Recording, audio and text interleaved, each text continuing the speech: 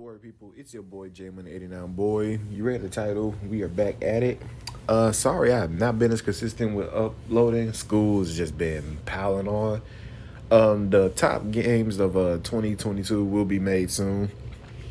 Hopefully, I'm gonna try to get it out before this month is over with. It's only taking so long because I'm trying to beat all the games this year, and I only have like one more game I need to beat, and that's Bayonetta 3.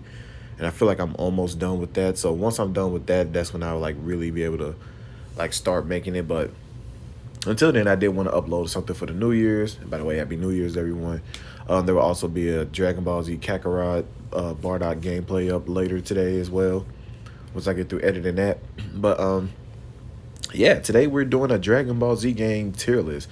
I don't know why I haven't done one of these sooner. Yeah, I know I'm a big Dragon Ball head, so like I don't even know. Like it's crazy. So you guys know how these tier maker video goes. I pick a game, talk about why I put it in this place. These are also orders, so the further the picture is to the front, that's the better I think it is compared to the games before. So without any further ado, let's just get right on into it. Luckily, this list has every Dragon Ball game I've ever played. Well, not every single one I ever played, but definitely the most, like, prominent one. These are the console games, by the way. They don't have, like, the PSP ones like Shin Budokai and, like, Tenkaichi Tag Team, which are really goated in my opinion. But first one is Budokai 2. Now, I've only played a little bit of Budokai 2. And a little bit I play is enough for me to put it in A tier. That game is really fun. I like the... Actually, take it back. I don't like the board game type of thing. That stuff was stupid to me. But the combat, especially after coming off of it after playing through Budokai 1, was definitely a big improvement. And it's crazy because I really played the the Budokai series out of order. Because for years, up until like last year, the only Budokai game I had played was 3. But my friend has a PS2 and he let me borrow his copies for Budokai 1 and 2. So I finally got to play those. But yeah, this game, solid Dragon Ball Fighter game. It definitely improved upon of like a lot of what Budokai 1 did. I do think the story sucked in this one. And I was like, I mean, like, I guess you, at this point, you know what happens in the Dragon Ball story, but it's still like considering how Budokai 1 had such a good presentation for how early it was in the PS2 game, and then 2 and 3 stories just suck, in my opinion, compared to it. It's like, what the hell happened? Next, Budokai 3. So I know what I said about the story being lackluster, but I'd be a damn fool if I didn't know that this was one of the best Dragon Ball games. Matter of fact, this was the first Dragon Ball Z game I played. Actually, no, it wasn't. The first one I played was Super Sonic Warriors on Game Boy. I played it on my friends at church, but this was the first one that I actually had on my own for the PS2. And this game is actually what got me back into Dragon Ball. Because I remember watching Dragon Ball Z as a kid, but dumbass little kid memory, I could not remember like any of the characters' names or like the Dragon Balls were actually a concept. There was only 2 things I did remember. I remembered Piccolo because I thought his name was so funny as a kid. I don't know why. Piccolo, like, who the fuck is this green nigga? Pickle looking ass. But uh, and then I remember the Kamehameha because I remember Goku was like charging that bitch up for ages just to shoot it, and it didn't even do anything. I swear that nigga was saying Kamehameha for hellas. But I think the movie I was probably watching, it was probably a movie they were playing on TV. I think it was like the Android 13 movie. This is a big maybe because I do remember them like fighting in the snow, and I remember Trunks with a sword, but I didn't know his name. I didn't even know Goku was the main character. And so when I get this game and I see all these Super Saiyans and stuff, it's like I start having like flashbacks. Like when you fight Final Form Frieza, I was like, I remember this motherfucker. I know what this motherfucker looked like. Or like Cell. Or like I thought Trunks used to be the main character because I was like, oh, I remember a nigga with blonde hair and a sword. I was like, he must be the main character. That is not the main character at all. And I was like, it's Goku, and Goku's the GOAT. I didn't remember Vegeta, none of that stuff. But this game is what got me back into the franchise. I started remembering a lot of stuff. And then I started playing other Dragon Ball games that had more of a dialogue-heavy story. And I was like, oh, so this is what happened. But yeah, back to like what actually Budokai 3 was. I loved the gameplay, the beam clashes, the little struggle, like clash, like melee clashes that you did. It was just awesome, man. I loved it. I played it. My sister's boyfriend at the time, he used to whoop my ass in the game, but like that's how I also learned how to play. So now I feel like I'm pretty goated at Budokai. But yep, Dragon Ball Z Budokai 3 definitely a S tier game. It's a we kind of did get Budokai 4 with Infinite World. A lot of people don't know that. Like Infinite people are like, I want Budokai 4. Budokai 4 was Infinite World. Literally what it was. But I would love like a modern take on this type of style of Dragon Ball games with like super characters. Like the fact that Bandai Namco has not done that, but will release bullshit like Dragon Ball Breakers, it's like, bro, do y'all not like money? They always be like, oh well, they lost the source code or something. Well, find it, make it up again. You have the blueprint. Just do it all over again. Like, bro, what are you doing? But anyways, next, Budokai 1. Alright. Budokai 1, I'm going to sit that in front of Budokai 2. I really liked Budokai 1. I expected it to be so much bare bones, and we'll get to that when I talk about the Tenkaichi series. But it was actually it was a pretty solid fighter. I like having to do combos to actually do like the special moves. Some people thought that was kind of stupid, but I thought it made the game less of a spam fest like with some enemies. But like you could definitely tell it shows its age in terms of like visuals. I mean, it's an early PS2 game. Like, come on now. And it's an anime game. I'm surprised they got more in there than they did, but had a good soundtrack. I remember one thing I did, like it could be immersion breaking in the story mode. Cause like this game, when you transform, if you like if you don't have a lot of ki and you get knocked down, you'll like go down a transformation. And you think like, oh, okay, that just applies to like Super Saiyans and stuff. Cause like when you transform, your ki constantly goes down. But no, that shit applied to like motherfuckers like Frieza and Cell, who like entire body changes. Like we never seen Frieza revert from his final form to his first form. So it was, or like Cell. Well, no, we actually have seen Cell go back from like perfect to like semi-perfect. But like, you get what I mean though. Like Frieza should, you knock out Frieza in his full power form and he go back to his fucking first form. I'm just like, bro, what? You just like drastically changed the size. What are you doing, dude? But you know, I guess they did that for like balance purposes, because like even like Burst Limit did it after like Budokai 3 didn't do it at all. But it was just cool though. But like transforming in that game, he felt overpowered. It was like, I know it was probably like the first Dragon Ball game of its kind to like be like freedom fighting on the ground. You can kick somebody up in the air. It was a product of its time, and I think if I look at it from there, it was a really solid Dragon Ball game. And that's why I'm gonna put it in A tier, because like even though I know like Budokai 3 and 2 were found the battle mechanics, I appreciate Budokai for what it did and like how it just brought the Dragon Ball game out from the little rut it was from like GT Final Bout and all of that shit. Next, ooh, okay, we hitting the heavy hitters, huh? Alrighty then, okay. Well, Fighters is going in the S tier. I was so excited when they announced this. I said, a competitive fighting Dragon Ball game, something that can finally potentially go to Evo, and boy was it amazing.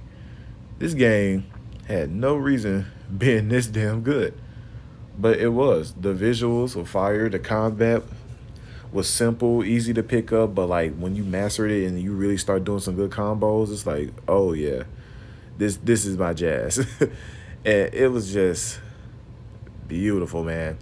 I have never performed this good in a competitive fighting game until Dragon Ball FighterZ. Usually when I play shit like Street Fighter or Mortal Kombat, I'm getting bodied anytime I go online. But FighterZ, I was actually the one doing the bodying most of the time, and I love that.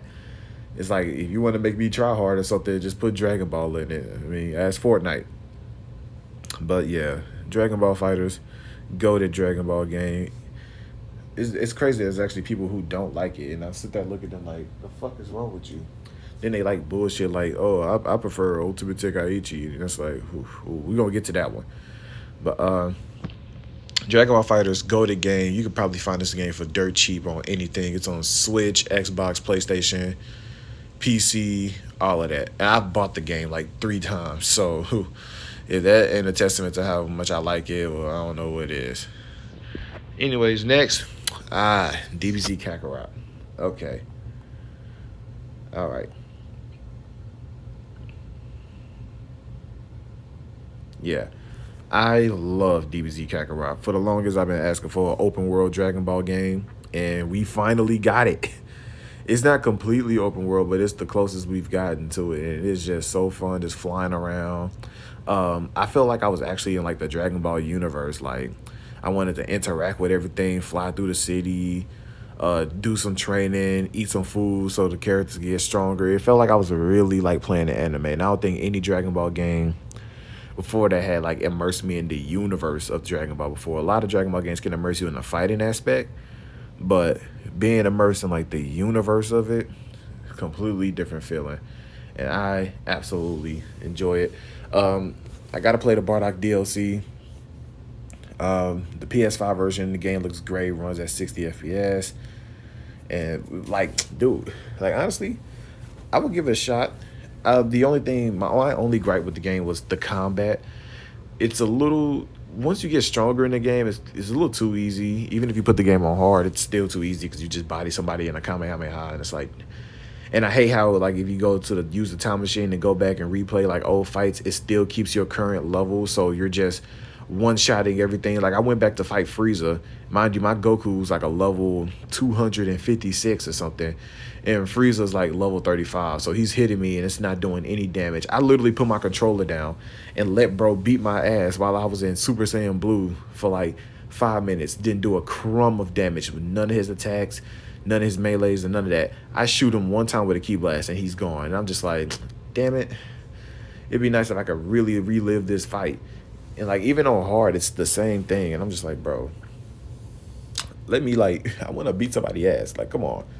But and also like the combat, you just press B. And, like you can like get upgrades and stuff to like make your combos longer.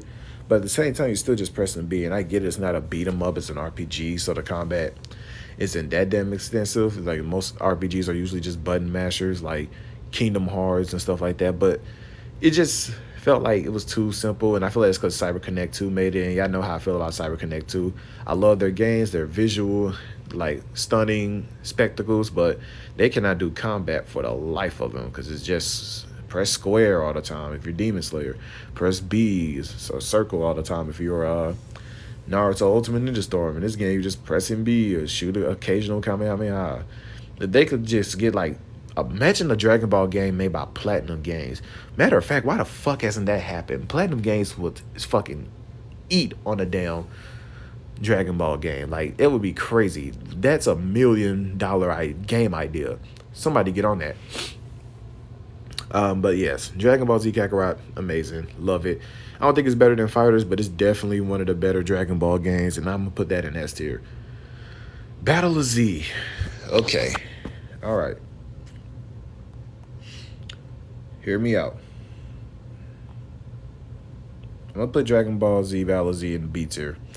Now, I understand that the general consensus is this is a horrible Dragon Ball game, but I'm not going to lie. In my young, little early Xbox Live area, 2014, I think is when this game came out, I played the absolute shit out of Battle of Z, and I loved the multiplayer. The multiplayer of this game was so fun.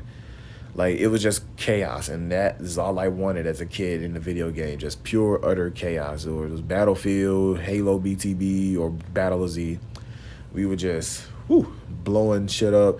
It was like a 4v4 Arena Brawler Dragon Ball game. I think the thing that would have made this a lot better, because a lot of people would compare this to that Japanese arcade exclusive Dragon Ball game, Zenkai Battle Royale, which looks way better than this, and it's something we should be able to get on these consoles, but they probably never will because Bandai Namco hates money and totally hates money. But this was pretty much a substitute that we got for that. It was 4v4, teams of 4 go against each other, big open maps, chaotic brawls, all of that stuff. The only thing that could have made this game better to me, one, it should have had like an offline free battle mode. That would have been cool. And it also needed more combos. Like the characters could only do one combo each, and that was just matching the Y button. And you had your like super attacks and stuff like that, and that got boring quickly. It also needed like a counter mode or some type of evasive system, because if you got hit, you just getting your ass beat. And don't you dare let the other team like jump you, because you just getting passed around like we're not gonna talk about that. But It was just like it just needed some more fine tuning. I think it would have been one of my favorite Dragon Ball games if it had an offline for like free battle mode instead of just the story mode and online. More combos, better balancing with the characters because like you could equip these cards to like make your character stronger, but like on the 360 people were hacking and giving like all the super powered characters like overpowered cards and they just be one shotting you because like this game kind of was like very unbalanced in terms of like character scaling. Like if somebody picked Broly and you pick like Yamcha, you're not winning. He's going to beat your ass in like one combo compared to like something like Fighters where everybody has an equal chance. But like Broly was just Broly, Super Saiyan 3 Goku, Beerus, Super Saiyan God Goku, which was this was the first Dragon Ball game you could play with him in the West. And it was just yuck, man. Like, But I'm gonna put it in B tier for the amount of fun I had, because like when you did get into a solid fun match, it was just fun and it wasn't laggy. But now it's just, yeah. But you know, that's the way the cookie crumbles sometimes. Next, Burst Limit. Ooh, okay. Now I just recently played this because I got a 360 from brand new. I'm gonna put Burst Limit. Damn. Fuck. This is tough. You know what? I'm gonna put it in S tier. Cause, damn it. This game was basically like Budokai 4. The only problem with this game could have been like the next gen Budokai series. The only problem with this game was it did not have a lot of characters, and the story only went to the Cell Saga, and it had like a little side story with Bardock and Broly. But like this game was basically Budokai, all with like very fast paced graphics. It was just, whew, this game was just crazy, man. I played the shit out of this game as a kid, and I honestly wish we could get a sequel that would go to the Buu Saga.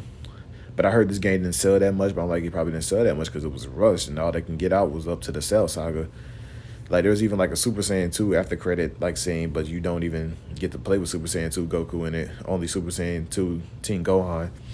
But if they were to ever, like, do another one of these, I'd be first in line for it because Burst Limit was amazing. Next, Raging Blast 2.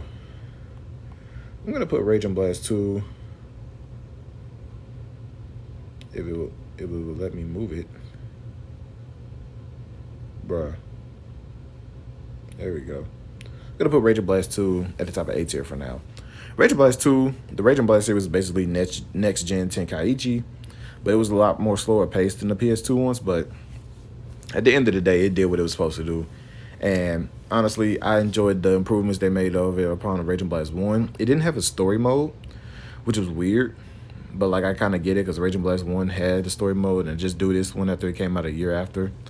But there are some cool things, like if you put Super Saiyan Goku and Frieza in a match, eventually they'll start having, like, dialogue from the show in the middle of the match, which I thought was pretty cool. This one added, like, Cooler. This was also continued the tradition of having Super Saiyan 3, Broly, and Vegeta in it, which I thought was awesome as a kid. The Galaxy mode, which replaces story mode, is how you unlock characters, and I honestly kind of hated it because it put you in like real like stipulations so you could like, and you have to win a fight. Like one of them was like, beat this character where you're at like 1 HP and you get hit, you die, and then the character will be on like hard, and I was like, bro, why? I hate this. But eventually I found some way to do it, and I unlocked all the characters. But man, this game was something. Anyways, back to Raging Blast 1. I love Raging Blast 1. I remember I got in trouble for this game because my punk ass dad was supposed to get it for me, but then my mom ended up getting it for me, and I didn't have a hard drive for my 360, and it was like, oh, you can't play this game unless you update it or something. And I was like so sad, and my mom took that as me getting mad at her, and I'm like, I'm not mad at you, nigga. I'm mad I can't play the game. It ain't got nothing to do with you. But that was a whole fiasco. But eventually, like, somehow it ended up working and let me play it anyway without having a hard drive. So I had to like unlock all the characters, go to sleep, leave the game on so I could play with all the characters, and it was just it was something. But I love this game, man. I love how it took inspiration from Tenkaichi, but it was basically like a slower paced Tenkaichi, basically Tenkaichi 4. Like Burst Limit could be considered Budokai 4, but with less characters. And I remember like You can knock somebody, do the little pursuit attack stuff that you did in like Tenkaichi, but if you slam them on the ground in a certain way, they'll put like a big crater in the map or like destroy the ground floor of the map. Or you hit somebody into a wall and they just get stuck on it and you can beat them up. Stuff like that is stuff I would love to see in like later Dragon Ball games, especially like arena fighters, because we haven't had an arena fighter since Xenoverse, and I'm kind of looking for one. But you know the drill. Mankind Neko gonna do what they want to do. Ooh, okay. Almost done. Ultimate Tenkaichi. Trash. There's no need to describe it, but we're gonna do it anyway. This game is the biggest cock block in every Dragon Ball game ever. This game pisses me off so much, bro. This game literally uses the same combat animations from Tenkaichi, and they decided to make a rock, paper, scissors Dragon Ball Z edition. You hit somebody 5 times, you go into a quick time event. If you press X and they press X, they counter you. If you press X and they press Y, you hit them and you continue the combo. It's no skill at all. It's just pure luck based. And who the fuck wants that in a Dragon Ball game? Someone can shoot you with a Kamehameha and you don't have enough ki to block it, intercept it, or like, you know, dodge it, which is dumb because any other Dragon Ball game before this, if someone shot a Kamehameha, you can just fly right past it. In this game, the characters just sit there dumb as fuck waiting to get blasted, and it's like, who the fuck thought that was a good design? I would not. This game has one of the best graphics in a Dragon Ball game history. All this game had to do was make Raging Blast 3 with this game's graphics and the destruction, and it would have been so much better. It's like, who told you to change some shit? And then and it has the most fucked up title, Ultimate Tenkaichi. Imagine being a fan of like the greatest games called like Tenkaichi before, and you like stop playing on them, but then you see this and it's like Ultimate Tenkaichi. This finna be fired, and it's like, no. Like the presentation in this game is great. Even though the combat is basically a movie, like seeing the animations in it is fire. This was the first Dragon Ball game that lets you create a character, which inspired Xenoverse's entire thing. But like, even that was crazy as hell, and like that was cool and all. But like, when it's limited to that garbage ass, fucking clunky, stupid ass combat, it's just So yeah, fuck Ultimate Tenkaichi. Tenkaichi 1. Put it right here. Thank God they didn't just drop this and continue to make Tenkaichi 2 and 3. But Tenkaichi 1 was just so slow paced and clunky and boring. And it has one of the best cinematic intros ever. But it was just, I hated Tenkaichi 1. And it's worse because I played the Tenkaichi series in reverse. And so like I was saying earlier with Budokai 1 and shit, I played it out of order, but I still liked Budokai 1 a lot. But I hop on Tenkaichi, and I was like, I started with Tenkaichi 3, then I went to 2, then I went to 1. So I saw the series get like worse. And I was like, yuck, this is horrible. And I got this for a birthday present. I said, I don't want this shit no more. Take this shit back. But no, I still kept it. But it was yuck, man. Like when you compare it to other games, it's like, damn, how'd they go from this to that? I don't even know. But you know what? We gonna appreciate Tenkaichi for what it did. But that's it. Tenkaichi 2. All right. One of the best Dragon Ball games ever created. I love the soundtrack to this game. Massive improvement over Tenkaichi 1. Great story, great combat, fast-paced, loved it. And we're going to leave it at that. Because we're going to go to Tenkaichi 3, which is all of that, and then some. Because Tenkaichi 3 is just fucking goated. Granted, the story mode sucked, but the combat was more fast-paced than 2. Massive character roster. This game made me feel like a Dragon Ball character for real. Punching a bitch through a mountain. Like, dude, like this game had no reason being this damn crazy. I remember playing this and I was whooping my friend's ass, my cousin's ass, and it had the giant characters. Like the other two had giant characters too that were playable. But like this one's the first one I played, and I was like, oh my goodness, this is just crazy. This is ridiculous. Who made this? And it's like, it's crazy because like people just want a remastered of this game or like a collection, like the HD collection with online multiplayer. And Bandai Namco would literally print money. Like, I don't understand why they won't do that. People have been asking for that for years and they just don't do it. Like, bro, okay, you lost the source code. Make it again. Like, bro, what are you doing? But I don't know. Hopefully one day we will see these games come to modern light. If Persona 3 and 4 can come out modernly, I think these games could too. Next, Xenoverse games. All right. Okay. Xenoverse 2.